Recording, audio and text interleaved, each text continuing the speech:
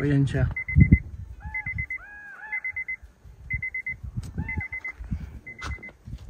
Dito talaga.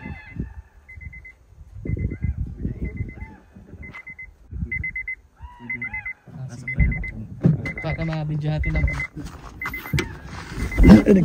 malapitan talaga oh. Ayan siya oh. Kakain na yan. Lapit sa atin oh.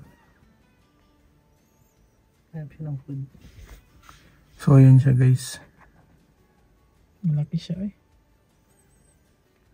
Parang papunta dito. Hindi. Hindi naman yan ang ma-atake. Okay niya guys oh. Okay sabi. Parang hindi mo. Ito. So yun. Ayun, ganito siya kalapit sa amin. May mga bear dito talaga. So, yan siya oh. Nandito sa dam site. Sumusok. So, andun siya oh. Okay lang yan. Tinitingnan nga niya tayo. Nagmamasid pa yan. Laki. Hindi. Parang sanay na yung mga bear sa tao rin. Yun siya oh. Kumakain lang. Pa-side sir. Nice. Hey. Yun, nagtapo ng basura. Malapitan talaga. So yun, pauwi na tayo. Hindi naman siya nag-a-atake. Siguro pag napunta yan sa mga bagong ano, shell pawak na lang. Kuha tayo ng concept pa balik.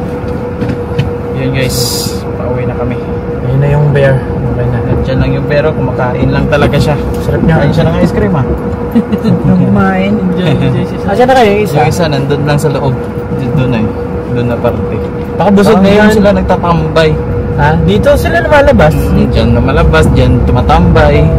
Diyan nandyan. Dito lang sila. Diyan lang siya kanina, di ba? Marami naming na tanaw dito, mga tatlo, dalawa. Tatlo. So, dito lang.